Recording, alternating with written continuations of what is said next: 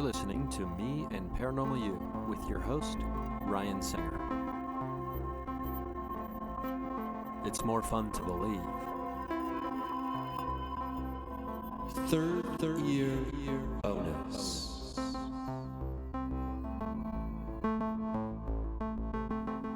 And we're off and running. Hey everybody, thank you for listening to an episode of Me and Paranormal You. This is the third year bonus, so this will be a solo episode.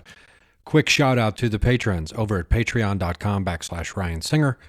Thank you for your continued support. And hello to the new patrons. I've posted a infographic kind of encapsulating the inevitability of curiosity that we talked about, I think it was 2 weeks ago on a third year bonus. And oh my gosh, have you listened to the Jim Vernon interview yet from last week? If you have not, I implore you, go back and listen to that as soon as you can, because what an incredible chat. It ended up being 90 minutes, which I didn't realize at the time. Time flies by when someone's blowing your mind. So there are certain stipulations when it comes to commercials that I have to put into the program. I'm required to be part of a cog in the capitalistic system.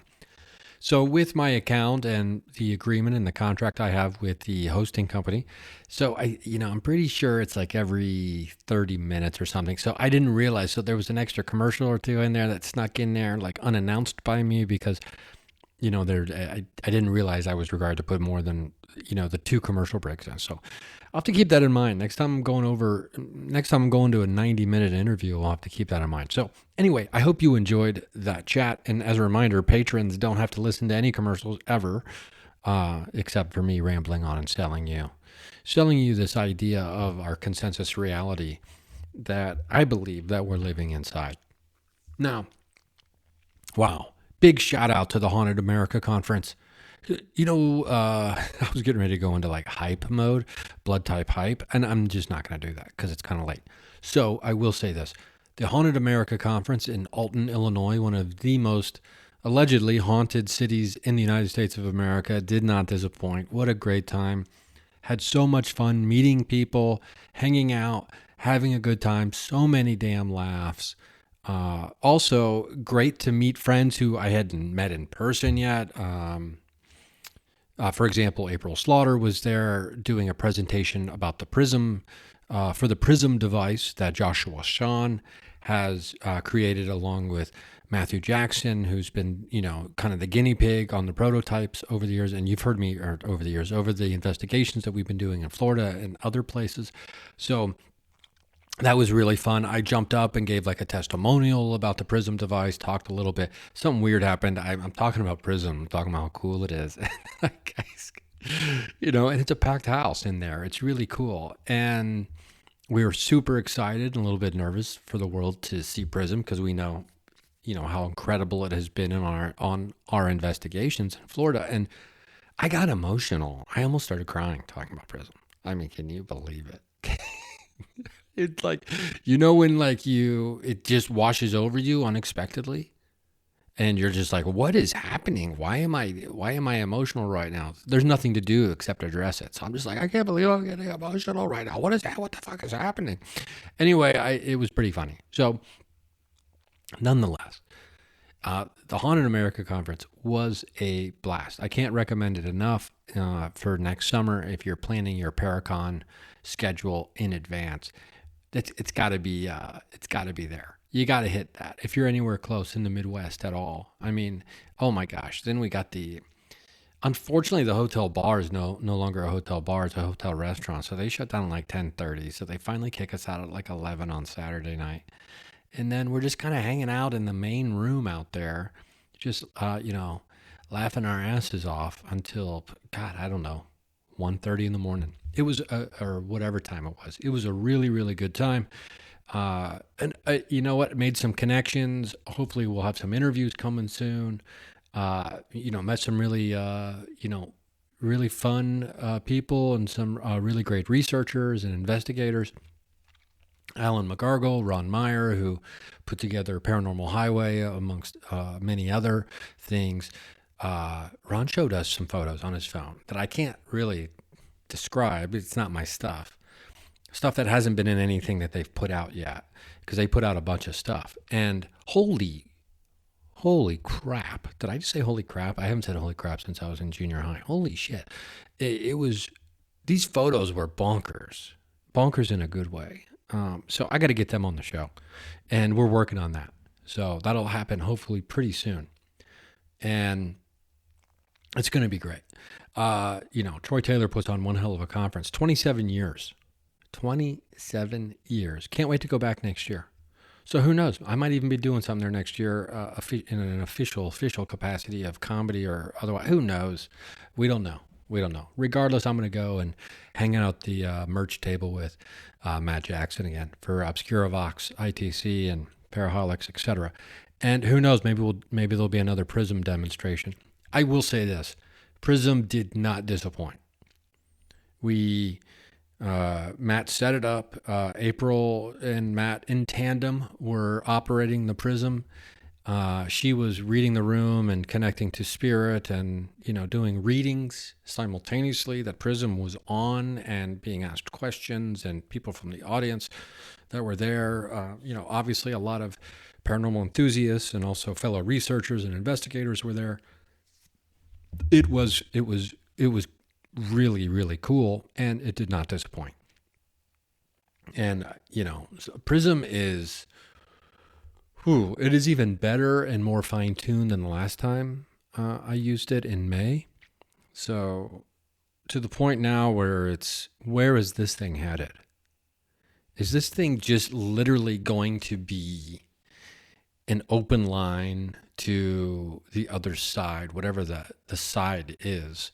Not necessarily physical death as much as maybe the other side of the interdimensionality of the universe, or the other side of unseen intelligence and sentience. I don't know, but if it just keeps getting better and better, I could only imagine where it's going to end up. And apparently it's going to be ending up somewhere that April has seen, although she's not at liberty to talk about. So, hey, it was really, really a great weekend, and I'm glad I made it out there. I mean, talk about just sleep deprivation and caffeine station. I mean, just get juiced up, keep the caffeine pumping in, and just, go for it. What a beautiful, beautiful town, city, area, right on the river. The New Kids on the Block were in town at the same time, so all my NKOTB heads out there apparently put on a pretty great show. We were talking to a couple of people who were at the concert on Saturday, and they loved it. And of course they did. It's the boys, NKOTB. It's the New Kids on the Block in their 50s, still rock. You know what I mean? Okay, so, it's an inspiration to us all. But yeah, so Prism is, I guess, just on a forward march of blowing my mind each time I get to be around it and use it. The interesting thing about Prism too is every once in a while it'll spurt out something pretty damn profound, and you're not ready for it. Like, there's no reason to fear death. Something like that was said previously that I think Matt has on. You should be following Obscura Vox ITC on Instagram. Go to paraholics.com, even though it's Obscura Vox now. But anyway, I think he has now posted some clips from Prism. Prism is out of the bag. The cat's out of the bag, right? So, I mean, the device is not out of the bag, and it's still being fine-tuned. It's still technically a prototype. It is impossible for anyone to just, I don't know how far away or how close it will be to everyone being able to access it and use their own model. That is not happening in the next 2 weeks, to say the very least. I will say that Joshua's long-term plan is that everyone will have access to Prism in some form or another. That is his plan. That's his long-term goal, is that Prism will be available. And we just have to, show patience, which is not always the easiest thing to do, but we will do it. So, so that's a little bit of a recap there. What a fun weekend. Don't know if you've been to a paranormal conference before, a Paracon, but Oh, what a ton of fun. You see lots of cars with stickers on the back, mine included. And that's when you know you're close to a Paracon. There's just stickers. It's like the same thing with like a Comic Con. I mean, it's just every car has about 10 stickers on the back of it. But instead of like Superman and Batman and all that other, what or Pokemon or whatever else, right? Or some obscure comic book character, it's like Bigfoot and ghosts and things like that. I believe in ghosts, but I'm not in a rush to get to the other side. That should be like a bumper sticker you can put on the back of your car. So like, stop riding my ass. I believe in ghosts, but I'm in no rush to be one. Something along those lines. Maybe less wordy, maybe more catchy. Anyway, what is even real? Do we even know? So let's go over just a little bit because I've had some more time to think about the inevitability of curiosity, which is I posted what is it? An infographic, an image, high quality image. Hopefully it's high quality that you can download over at the Patreon page. Free patrons also have access to it. You can be a patron to the Mindcast without spending any money. You just need to go to the website, patreon.com/Ryan Singer, and follow or become a patron. There is a free tier. And about once a month, you might get a commercial free episode just for, a freebie for people just to go over there, because then it's my job to convert you to a paid patron, a PP. Okay. So please don't, I really hope I don't talk like that again. So moving on. And by the way, I did have actually, cause I had to go back and listen to the last third year bonus, which is not something, admittedly, not something I do very often. It's very stream of consciousness. So more often than not, I will not remember anything I have said, right? I'll have the general gist of it, right? I remember what I said, but like I don't remember specifics, because I'm riffing and stream of consciousness. It's not like I'm channeling, but you know what I mean, right? So I'm trying to tap into the muse in the walls of the workshop. So I don't have any memory of the things I say sometimes. So that's why I don't know who the characters are that even pop in on this show. I know there's Todd, but and that's it. Nigel has to remind me who these characters are sometimes. I don't even know. So I go back and I happen to listen and I realize, wait, where am I on this episode? Nigel hijacked like the first half of the episode, basically talking smack about me. And I got to say, I've known Nigel for obviously a very long time. At the very beginning of the Mindcast, he was the apprentice to my buddy Alex Stein, who was the producer and the editor. We call him he was still kind of a producer and an editor, but, Alex was shown on the ropes for a long time. And then when Alex had to move on to other things, Nigel took over. And so he's been around since the beginning. And I got to tell you, our friendship is we're close-knit friends. But wow, did he come close to pushing the boundaries of our work-friend relationship, right? Wow, did he just really go in on it? So yeah, Nigel. No, I have you muted because I can handle that. So, okay, he's trying to get in right now. I'm just, okay, I will let Nigel come in just for a minute. Thank you, Ron. To be clear, Nigel, I'm not mad at you. Okay, I didn't think that you mad at me as much as, we have an agreement in place, so we'll be completely honest with one another. And yes, we do. That is what I was doing. And to be quite fair, you never listen to the episodes. That is my job. Yeah, because I'm the one who's doing all the editing. Now, I didn't say anything then, but I wouldn't say to your face. Oh, you would say that. I would say to your face. No, you would never say that. No, you don't think I would? I would. No. I would say it to your face, in fact. Well, then I think, you see my face right now, so... Yes, I do, Ron. Why don't you say it to... Why am I didn't say it to your face. I apologize, Nigel. I'm being confrontational. You're trying to stop it. Why don't you say it to my face right now? That did sound a little aggressive. Yeah, well, you could say it to my face right now. Obviously, we can be civil. We can be adults here. Of course, we could be civil. And at the risk of making this be confrontational, which it is not, I'd like to state that my feathers haven't been ruffled. I ain't got no ruff in my feather over here, just to be clear.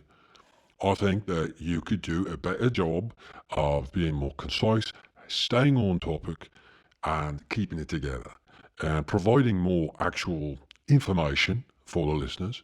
And I think that maybe your numbers would grow. I don't know, you've been doing the podcast for over 10 years now. I don't know if, and I see the numbers, I see the back end. It's Yes. fair to say there's a plateau, you've crescendoed, and, Oh, who wow. knows? And, the sporadic posting of You're episodes, letting that people stuff behind really gets me. the You curtain just now, can't Nigel. seem to commit to a release schedule. Oh, I thought you were going to say that is, relationship. something people can rely on. I think that's Yes. all I want. I want to be able to rely on you. You Ryan. can That's all. rely Yes. on me. Reliability. Yes. Yes, Yes. reliability. That's funny. Reliability. It's Oh, like I a get it. liability. It's quite clever, that. Yeah, it's a Yes, liability. quite clever. But it's Yes, like a I get it. liability all over again because it's a liability. Yeah, it is. You knew where I was going with that before I even really fully got there, Nigel. I appreciate that. That's why we're so good together. Yes, I understand reliability, and I'd like to get back to twice a week, every single week. But as you know, Nigel, I've been bouncing around. Anyway, we don't have to keep going behind the curtain here. Nigel, thank you. Maybe I'll bring you back in later. I'm not so sure. Hey, man, let me talk to Todd. You don't need to be getting involved. We don't need a mediator. We don't need a relationship counselor. I want to talk about the inevitability of curiosity, those stages, the stages for the curious seeker of the nature of the universe that we talked about, how a believer can become a researcher, can become an investigator, can become an experimenter, can become a believer, can become an experiencer, can become a researcher. And I think what's important, with these stages of the, inevitability of the curious minded or of curiosity, is that all of these are interchangeable. And if there's a takeaway from spending an entire weekend with people who believe, or at the very least are interested, or all the way up to hyper fascinated, even further into completely dedicated their lives to the field of paranormal research and investigation. If there's one thing you get to glean is, it kind of recharges your battery pack as you realize that the community is strong, the community is diverse, and the community is large. And there's lots of people out there doing heavy lifting. And you don't have to feel like you're the only person doing the heavy lifting. Because I believe at the end of the day, the one thing that I struggle to add into this, I don't know, this dynamic, this formula, this journey of curiosity, is the component of doubt. I dabbled with the idea because when the infographic that I've created is, they're like 5 petals of the flower of life, essentially. It's, it's got that sacred geometry vibe, which I like. But in the center, and not in a bad way, I contemplated making that the overlap of all 5 be labeled doubt. Because I think that's important. And I think if we deny that is an aspect of the journey, of the lifestyle, of the interest, I think we're doing ourselves a disservice. Because I think at every stage of the inevitability, doubt plays a part. Whether you have an experience that you can't explain, you doubt yourself. You research something that you believe to be true, but there's some doubt there. Can we trust these stories, these eyewitness accounts? We investigate. The machine or the device that we're using gives us a reading of some kind, but was it real? Or was it something else triggering the device? We experiment. Am I controlling the environment enough? There's doubt about the steps taken to provide an honest result. We believe. We believe in something. That's when you might think, well, Ryan, there's no doubt in belief. No, I think that's blind faith. I think belief is different than that. In belief, there is room for doubt. Because I think if we suffocate doubt out of our belief system, maybe, is that what the true believer would be? Is that how you would define a true believer? Or does it become a dangerous territory of, an incubator for extremism? Is that where that starts to pop up? Maybe like a mold on a dish of rice that you've had in the fridge too long. And there's maybe pork in there. And yeah, has it been a week? Oh, it smells a little weird, but I'll microwave it for a minute and a half and eat it. And, see how that goes. That's what I did today. So I'm using a real life example. And I feel fine. There's a little bit of doubt, though. Do I? Do I feel fine? Or why have I been, one leg in a nap all day long, even though I finally caught up on some sleep and allowed myself to sleep in. Do I feel fine? Am I okay? So there's a little bit of doubt, right? And it's okay. So I think we don't need to suffocate doubt out of our belief, because I think the need to try to remove all doubt from our belief system shows a weakness of belief, if that makes sense. I don't need to remove every ounce of doubt that exists in something that I believe in.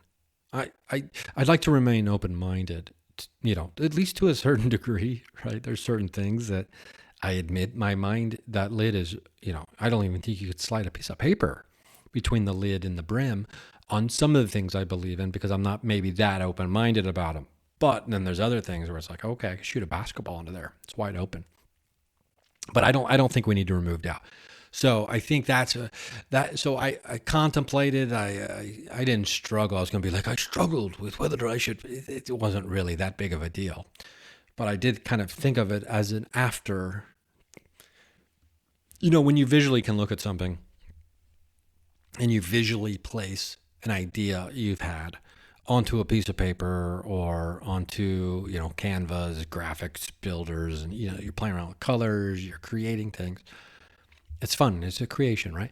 But then when you see it, then you're like, oh, this gives me other ideas. I love that. I love that aspect of the thought is one thing, and then when you make it a tangible thing in reality, isn't that what life is? Isn't that the entirety of our existence? We're surrounded by the tangible efforts of the imagination in a practical manner. Yes. I mean, that's how everything was built. So that's when I was like looking in the middle. I'm like, oh man, doubt might look good right there as an aesthetic. Who knows? Maybe we'll tweak it. This isn't something that's finished. I had this premonition that like, oh, this is going to be a book, It's going to be a book someday, The Inevitability of Curiosity. I do think that's a fun idea for a book. So, or maybe a script or something, or, who knows? Who knows what visual medium it will manifest. It will make itself. Let's take a quick break and we'll talk more about curiosity and its inevitability and what that leads to. And, some other fun stuff after these commercials that patrons do not have to listen to. So $3 a month gets you commercial free every episode. Isn't that dandy? I love that. So patreon.com/Ryan Singer. Thanks again to all the patrons, even the free ones. I love you. Thanks for the support. Go over there and take the plunge, at least into the free water. It's still pretty warm. Still pretty warm. See you in a minute. Hey everyone, it's Nigel, producer of Me and Paranormal here. While Ryan steps away, most likely to wet his whistle with some Diet Coke, even though it's probably 1 in the morning. Doesn't need to be drinking caffeine that late. But hey, I'm not his mother. We know that. I don't want to tell him how to live. I'd like to remind you that he has some tour dates coming up. We'd love to see you at a live show. I'm going to be on the run with him. I'll probably hanging out selling some merchandise for him. He's got his Life So Much More Than Pooping t-shirts. He'll have those for sale along with some posters that would look great in the loo. So those are 11 by 17 inches is the unit of measurement on those posters. You can buy them before it even hits the road. You can Venmo them or hit them up on Instagram. Hit them up on the old RG there, and let them know you want to get a shirt. It's in lilac, it's in green, it's in blue. Beautiful colours. He's in his pastel period. He won't shut up about it. We all know that. Anyway, RyanSingerComedy.com. He's got his tour dates over there on the tour section.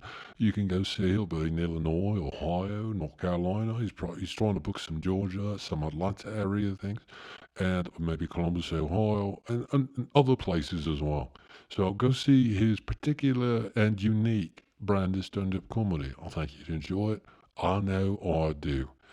As Nigel, the producer of the podcast, let's get back to the show. Well, thank you, Nigel. I appreciate that. I appreciate the plugs. And I appreciate you saying you still like my comedy. That means a lot to me. 22 years in the business. Yeah, I sent my first batch of those shirts and posters out today. I'm more than happy to sell them before I get on the road. I've got a pretty good system of mailing stuff because, I sell baseball cards. I've got like 185 things in my eBay store that I sell. So I am well versed in the at-home shipping business. So if you want to do that, I can get them to you. You could probably have them by this time next week. You'd have a really soft shirt, beautiful colors. Oh, I'm in my pastel period. It feels good to be in my pastel period. It just does. People are always like, "What are you talking about?" And I'm like, "You know what pastels are, right?" And they kind of look at me like, wait, do you think I'm stupid? And I'm like, no, I'm just saying, you know what a pastel is, pastels in general, like a type of color, I guess. I don't even know what, I say that. Do I know what a pastel is? But yeah, so I want everything to be pastel. And, that's just who I am right now. I want earrings that dangle and I want pastels. It's like my pastel Jack Sparrow, my pastel sparrow. Whatever we want to call them. Anyway, so we're back. So I want to talk just a little bit more about the inevitability of curiosity because there were some interesting conversations that I kind of overheard or was a part of. We were talking with other paranormal investigators and researchers, and many of them have disparate opinions on how things should be done or the best way to do things. And I got to tell you, that's no big surprise. That is the world we live in. Everyone has their own ideas, right? And many of them sync up with mine, and many of them don't. But that doesn't matter. I don't think I know the only or best way to do paranormal research or investigation or even experimentation for that matter, which is probably my weakest area. I'm no scientist, and I haven't spent a lot of time setting up experiments, right, in my life. Luckily, I have other people that I investigate with who love that stuff. And so they do that. They take the lead on all of that, right? I'm kind of a project manager sometimes, but in other times, whatever. I'm just along for the ride. But that's not my strength. But one thing I think a lot of us agree upon is the layering of evidence or the attempted layering of evidence.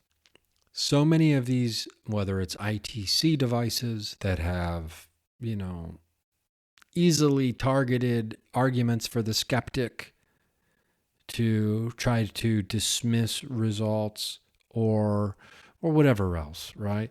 If we can layer the evidence, I think that is really, really fascinating. And if you can get 2 or 3 instruments that are unrelated, all getting hits at the same time or registering activity of some kind simultaneously, but operating in different ways or measuring different things, and they all happen at the same time, that's great stuff. That's great stuff. And I think most investigators agree that that is the ideal situation if you can get that going. Now, sometimes we go old school, we go practical, and you just want to go through intuition. You want to go through, there's a psychic doing readings, or, a medium, a channel, or maybe just using dowsing rods or something like that, right? It's okay to just go practical. And like, are we trying to get noises in the environment? We're trying to get a physical manipulation of the environment that we are in without any electronics. That's also rad, right? I mean, what could be cooler or more profound than a door slamming, when there's no draft, or, something like that, or something turning, like a flashlight turning on, or something getting knocked off a table, etc. That's what I mean by the practical magic of something, right? And I think you understand that. So yeah, that's what I love. The layering. And I think all investigators and researchers, for the most part, just really dislike the hoaxing. And there's stories of real, genuine researchers who find themselves in positions of needing to produce results for one reason or the other.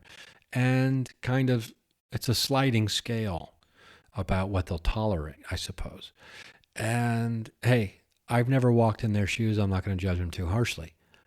But if we let the world of television dictate what paranormal research and investigation is supposed to be, we're doing ourselves a great disservice. And yes, TV and podcasts and radio have done a wonderful job in stirring up the interest on a large scale of the paranormal and opening people's hearts, minds, and, and their curiosity to the idea of the unknown, the unexplainable, the supernatural, the mystical. But when we let one thing or one aspect of showcasing what it is to be fascinated, involved, interested in this world, when we let that dominate the point of view for the masses, and listen, it's the biggest, it's the loudest, it's the widest broadcast signal. What can we do? I can't combat that. My podcast can't compete with like the Discovery Channel, right? So we just have to, you have to show patience. You have to, not judge too harshly. You have to, just be a person. We're talking about being a person on here a lot. And I'm not going to tell a ghost to be a person, but you know what I mean. Hey, be a person, ghost. Anyway, I was a person. Okay. Used to be a person, ghost? Used to be a person, ghost. What's the acronym for that? I don't have the time. We're not doing that. We're not doing that tonight. Nigel will mute me if I start doing acronyms. So, but when the world thinks something is done a certain way, and they have expectations of results. This is the conversation that I heard a bunch over the weekend, was the frustration of the paranormal investigator talking about how the world has expectations for whiz bang pop happening when they go on an investigation. And I think they do their best, especially when they're doing guided tours, specifically the people who are doing guided tours for people. Putting that disclaimer out there, like, listen, this is not television. This is not 3 days of paranormal investigation edited together into a 42-minute episode, right? So the frustration is real when it comes to the expectations of those from the outside looking in and wanting results, or wanting an experience that they've seen on TV, when in fact it's not that likely they're going to get that. So what do you do? Well, I think, if you're doing the tours and things like that, and I think I've only done that maybe a few times, right? Where I've kind of led a tour thing type, an investigation type thing like that, right? And everybody gets it. It seemingly is, from my recollection of those specific events, everybody gets it. But what do? You just have to show patience. You have to be a person, right? And understand that people are people, so be a person. And people like dealing with a person, and a person likes dealing with people. So don't be a monster. Don't be a dick. Don't be an asshole. Don't be short. Don't be impatient, right? But what you do is you just keep doing your investigations. I think that's the point. And I'm not over here trying to tell people how to live their lives, and I don't have the answers for the paranormal community. That's for damn sure. But I know what I'll do. I'll just keep doing my investigations the way that I, feel called to do them. And I'm not going to worry about the whiz bang pop aspect of it, because I'm not worried about the TV side of things. And I don't know, just like in any other thing, if the only reason you're doing something is to be seen or be famous or whatever, it's the same way with stand-up comedy. I don't have to tell you that there are people who don't really care that much about stand-up comedy and the art form or the craft. I don't have to tell you that. You know that. You can tell when someone just wants to be a famous personality. Now, sometimes really great comedians become famous and become personalities. That does happen, yes. But also, some people just want to be a personality, just want to be famous. And if that's what they want, I truly hope that they can find joy and happiness in that. I don't know if they will, and it's not my job to plead with them to try to have a worthwhile endeavor, a purpose in their life other than just being famous, which, is hollow and unfulfilling. Certainly, I'm not famous, but see, here's the thing. I don't have to be famous to understand that. I know the stove will burn my hand. I know it's not it's not the shiny object that's going to answer all of your questions or finally be the thing that brings you true joy and inner happiness. That's not. Being famous sounds like a nightmare. So, in regards to that, in fact. So it seems like the opposite. So just keep doing your investigations. Keep trying to find the evidence.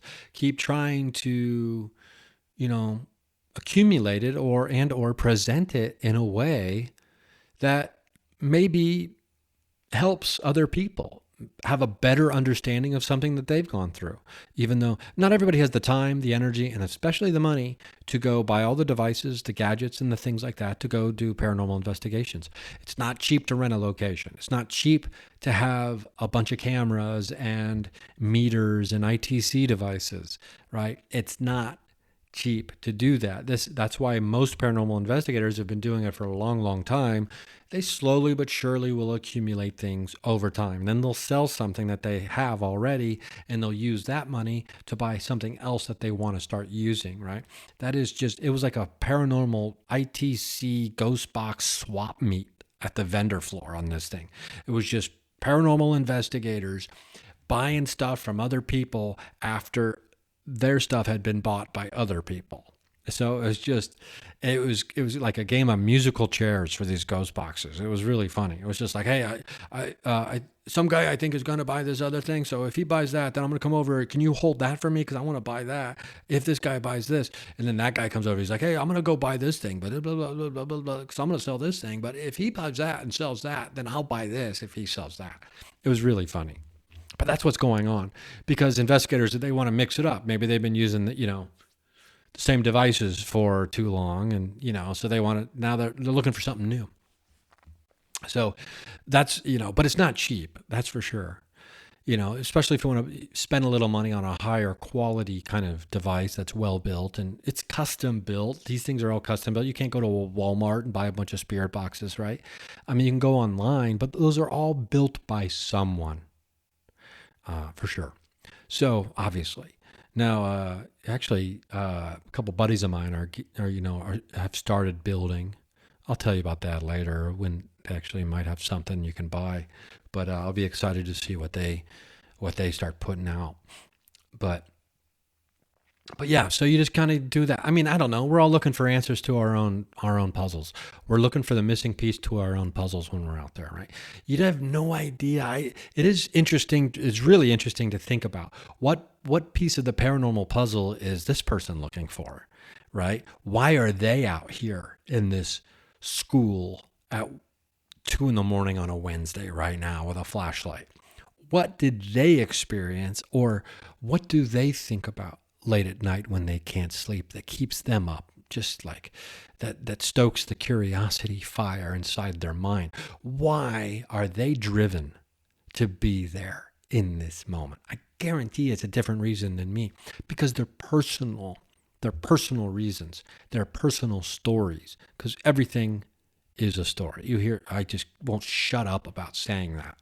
And mostly I keep saying it because I need to be reminding myself that everything is a story, and we all have a story. And I've had this conversation recently. Everyone has a story, and everyone's story is interesting. So don't think for a second that your story is not interesting. It's been a while since I've talked about this, but I wanted to, at the very beginning of the podcast, I was going to call it Me and Paranormal You. Ordinary people sharing extraordinary stories.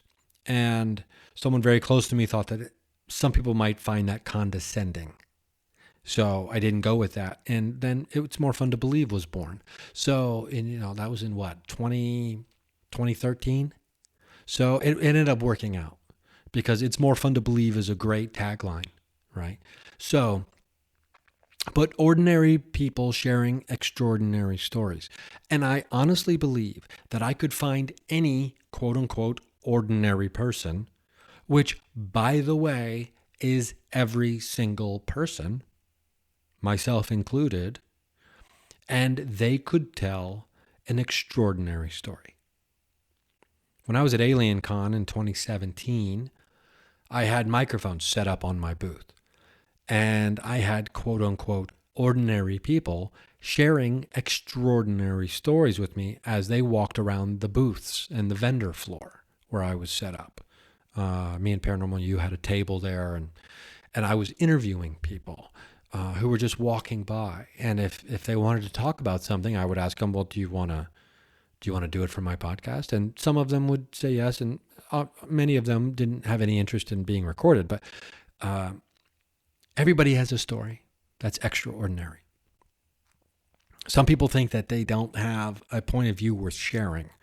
And I know that we live in the world where now it's like everybody thinks that they need to be on the internet and they need to be famous, blah, blah, blah, blah, blah. Like everybody's got an opinion that matters. Okay, that's different. Okay? Now, because you'll see people be like, you can see when someone's doing something only to drive engagement for the algorithm, which feeds the darkness. It's like, tell me something, like they'll ask a question, but it's a negative question. Tell me something you cannot stand that other people do, right? And that's going to get 1,000 responses, because that person knows. And the way to be popular on the internet is to make trouble and focus on the dark and the negativity. Fine, if that's what that person wants, who gives a shit, right? I don't give a shit about that. So, but that's not what I'm talking about, where everyone thinks that they should be famous or everyone thinks that they're super special, blah, blah, blah, blah, blah. That's not what I'm talking about. But every single person has a point of view worth sharing when it comes to the details and the stories of their own life that they've lived. And I don't think there's anyone who's boring. There are people who have stories that are more interesting to certain people than they are to other people. And that's just about shared interests or things that spark other people's imaginations. Those things vary from person to person. There is someone who could be, although I will say this, if someone is incredibly excited about one of the things they're passionate about, it is hard to be disinterested in them while they're talking about that, because it's contagious. Their excitement is contagious. And I think some people may not have found exactly what it is that they're super excited and passionate about yet. And that doesn't mean that they're not interesting people. They just haven't found the thing that revs their engine all the way to the red yet. And oh gosh, I hope they find it. And, who knows what that thing might be, but everybody's been super excited about. I get super excited about lots of things, right? It's okay. And we live in a world that wants to damper your excitement because of the expectation of disappointment or of the pitfalls of believing in something working out for you. And that is just, God, that's just, I just wish we wouldn't live that way. There's tons of people and friends of mine in the entertainment business who say, I never get too excited about anything because then you'll be even more disappointed when it doesn't happen. It's like, be disappointed, dude. Get disappointed. I mean, what are we doing this for? Are we too cool for school? What is the point of trying to live this, in my opinion, ridiculously exciting life? And you just think everything's always supposed to work out or happen for you, or there's not supposed to be great disappointment that can drive future, future commitment to projects or creation. You got to temper that. You don't want to get too excited because you'll be more disappointed. It's like, oh, come on. Fine, just live my life, never getting too excited about anything working out. Spoiler alert, nothing will ever work out. And then when it does, oh God, okay, I guess it worked out. What I'm not saying, it just seems so boring to me. That's not how I'm going to live my life. I guess the thing I get excited about in life, now this is not me being too meta. Maybe I get too excited about getting excited. That's my thing. I'm the excitable excitement. I get excited about excitement. And I'm super excited about all kinds of things. I'm super excited about Fitz, the documentary that I'm back to editing. I was doing that earlier this evening. I'm excited about the two different books that I've got coming out. One is my book. It's called Shapeshifter.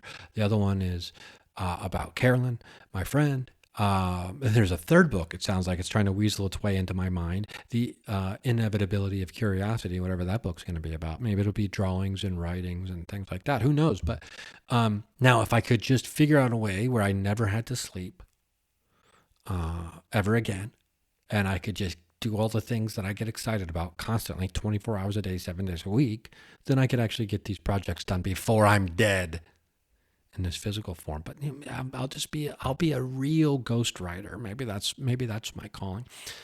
That reminds me of a bit I haven't worked out yet. That maybe it's always too dark for audiences, and I think you'll like it. But I've probably done this bit before, but I got to say it out loud so I don't forget it, so I can remember to work on it later this weekend. How ironic would it be is if the reason I was born was to only be the greatest ghost. Like my true calling in life was to be great in death. Isn't that funny? I think that's fucking funny. And I mean, obviously it needs to be fleshed out and worked out, but people are just like, oh, that's depressing. That's dark. It's like, it's not dark. It's very bright, actually. It's very optimistic, indeed, that I'm going to be like thriving in the afterlife. That's where I'm going to really I used to tell people I'm going to be killing it in my 50s, and we're not there yet, but I'm going to be killing it in my 50s. I do believe that. But what if I'm really, really killing it in my deads? What do you call those years when you're dead? The afterlife years? Anyway. What if my life's calling was to be the greatest, was to just die so magnificently that I become like one of the world's greatest ghosts? Part of me, I'm not going to lie, sometimes I do have these dark fantasies of like, I'll just disappear And everyone's like, what happened? I'll be like, oh, I'm going to Mount Shasta for, I'm going to talk to the Lemurians, and you just never see me again. And there's really no evidence of what happened. And it's like, oh, Singer's gone. Like, what happened? And then there's like an A&E biography, which A&E doesn't even do those anymore. But, there'll be some kid making a podcast about the disappearance of the paranormal comedian or something, right? And 6 people will listen. But one of those 6 people will put all the breadcrumbs together, and they'll figure out that, hey, I've been leaving clues this whole time. And it just so happens to be I'm in a house in Florence, Alabama right now, where I've been since COVID, actually. Am I telling you the truth right now? Is this coming out? I can't let this out of the bag, right? I can't tell everybody what's happening right now. You see, it's all about mystery. It's building excitement. See, I love excitement. I love building excitement. I get excited about building excitement. I get excited about excitement. That's my true life's calling. Paranormal investigations are fun. I don't expect to get profound evidence. I get excited about the prospect of capturing profound evidence. And am I crestfallen or deeply disappointed when I do not? No, because guess what? I had fun, because it was enjoyable. The process of doing the thing is fun. I love you, and I hope you love yourself. And I mean that. It's a hot, hot summer. So you know what this water lizard's going to do? Find some water, probably get some nice tan lines. I'm going to just live my best life sweating and then getting into water, getting out of water, sweating, and then getting back into water. That is like such a fun process. God, I love that. So the only person we can count on to love ourselves is ourselves, okay? So I hope you do it in whatever form, shape, or fashion that means for you. You do you. Okay? We're very love positive over here. Okay? So you do you. I hope to see you at a comedy show this summer. I'll be in Bloomington, Illinois. I'll be in Mason City, Illinois. I'll be in Cincinnati, Ohio. I'll be in Wilmington, North Carolina. I'll be in Asheville, North Carolina. I'm hoping to book some Atlanta stuff and Columbus, Ohio stuff and other things. And I got to get this new album recorded, and I got to film a new special. I'm thinking Whimsy Till Death, tagline, what is even real? I think that's, you know me, I like words, lots of words. Okay. RyanSingerComedy.com. Patreon.com/Ryan Singer. $3 a month, no commercials. I can't wait to bring you some of these cool interviews. My buddy Dash is going to be on the show here in the next month or so, talking about a very, very cool project that they've been working on that I'll be super excited to share with you when they come back on the program. So anyway, amongst other people will be also joining. And also, I'd like to put a call out. Aliens, reach out to me. Let's get on the mics. Any aliens that want to start doing their soft disclosure on this program, it's an open call. We don't have to do video. You don't have to tell me your real name or even where you're from. Let's just talk. If you can speak English. Unfortunately, I'm only on day 56 of my Duolingo, relearning Spanish, so I can't have a bilingual conversation quite yet, but I'm getting closer, hopefully. Anyway, aliens, reach out to me. There's ways to reach me. You're an alien. You traveled through space-time to get here, or maybe you've been here the whole time. You can figure out how to get a hold of me. So, yeah. Anyway, okay. I hope to see you at a live show. And if you've got a story you want to share on the Mindcast, if you think it would be fun to be on here, to share your extraordinary story, and damn straight it's extraordinary, you also should reach out to me. You don't have to be an alien. You don't have to be from outer space or an interdimension to be on this program. Reach out to me. Let's have a nice conversation. And let's share your story with the community. What a great fucking community it is over here. BT dubs. Okay. So hope to see you at a show. If I don't, I'll see you at the watering hole on the astral plane.